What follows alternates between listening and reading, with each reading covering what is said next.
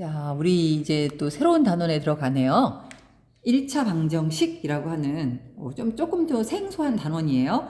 일단 말도 좀 처음 듣는 말이야. 방정식.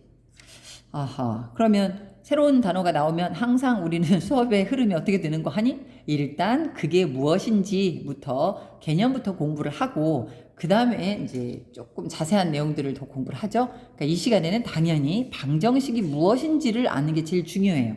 근데 거기에 또 들러붙은 말이 하나 또 있네. 해라는 말이 있네요.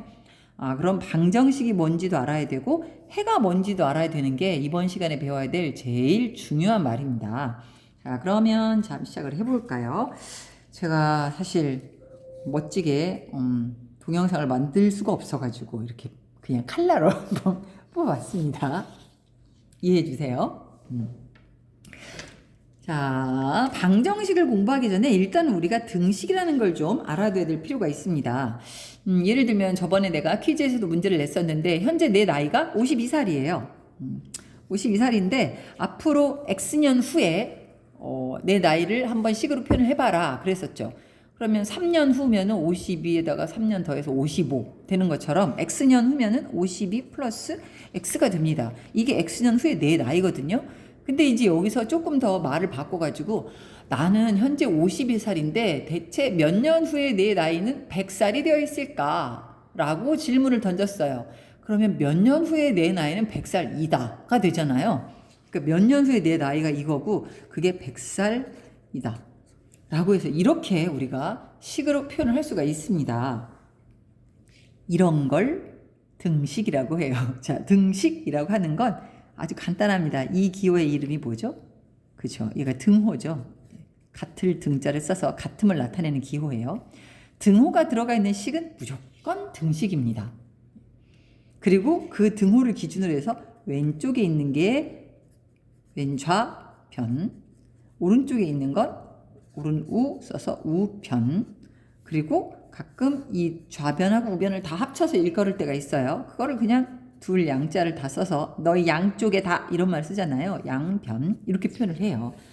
등식은 별게 없어요. 그냥 등호가 들어있으면 다 등식이라고 합니다. 그럼 문제를 한번 좀 풀어보면서 등식의 개념을 익혀볼까요? 첫 번째, x-2는 5다. 이 등호 들어있으면 그냥 등식이라고 그랬죠. 맞아요. 이거 등식 맞습니다. 이건요. 이 가운데가 등호가 아니라 이거는 부등호겠죠. 그러면 이 식의 이름은 뭘까요? 그렇지. 센스 좋은 사람들은 벌써 알아요. 얘는 부등식이라고 불러요. 그 다음에 세 번째, 마이너스 2b 플러스 7이라고 하는데 이건 그냥 우리가 흔히 식이라고 얘기하는 거예요. 등호가 없잖아요. 얘는 아닙니다. 네 번째, 6 플러스 4는 10. 등호 있으니까 얘도 등식이에요. 자, 그런데 여기 있는 등식하고 여기 있는 등식이 뭔가 좀 달라. 뭐가 봤더니 여기는 문자가 있고 여기는 그냥 수로만 되어 있어요. 자, 게다가 6 플러스 4가 10이랑 같다. 이 말이 맞냐 틀리냐 라고 누가 물었다면 대답할 수 있어요? 할 수 있죠. 맞습니다 라고 대답을 할 수 있단 말이에요.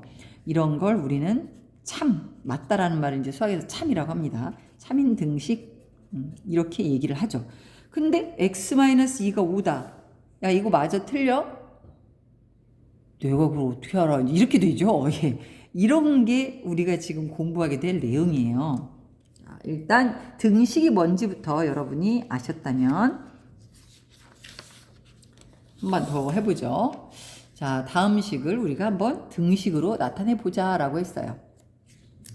한 변의 길이가 x인 정사각형의 둘레의 길이는 12cm다라고 했죠. 굉장히 등식을 나타내는 게 편안하고 수월하게 느껴지는 사람도 있을 텐데 그게 좀 안 된다 싶은 사람들은 항상 등호가 있으면 좌변과 우변이 있다고 그랬잖아요. 좌우변은 어디서 갈리냐면 문장에서 은는 이가라고 하는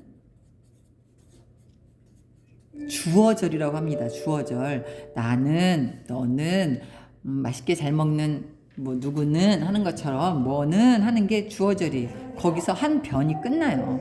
그러니까 여기까지가 일단 한 변이다. 즉, 한 변의 길이가 x cm인 정사각형이면 얘잖아요. 정사각형은 네 변의 길이가 모두 다 똑같은 사각형이니까 둘레, 이 전체를 둘레라고 그래요. 그럼 x가 4개나 합쳐져야 둘레가 되겠죠. 그럼 x 4개 합쳐진 걸 우리는 4x라고 표현합니다. 이 둘레의 길이는 12cm이다. 사실 이 등호의 의미는 는 이게 아니고 같다. 즉 정사각형의 둘레는 12와 같다라는 의미예요. 이럴 때 얘를 좌변, 우변 합쳐서 양변이라고 표현을 한다고 그랬죠. 자, 2번. 어떤 수 A에 8을 더한 값은 하고 끝났죠. 여기까지가 좌변인 거예요. 어떤 수 A에 8을 더한 값은 A의 2배. A의 2배면 2 곱하기 A인데 곱하기 생략해서 2A에서 3을 뺀 값과 같대요. 얘랑 얘는 서로 같다. 이렇게 표현했습니다. 그쵸? 요런 문장을 이렇게 식으로 표현할 수 있는 게 아주 중요한 능력, 일종의 수학적 능력이에요. 요런 걸 여러분이 좀 잘 하셨으면 좋겠어요. 자, 그런데 여기를 보세요. 첫 번째 4x는 12라고 하는 이 식이 있습니다. 이건 조금 이따 설명하고요. 자, 그럼 노트 필기 해보도록 할까요?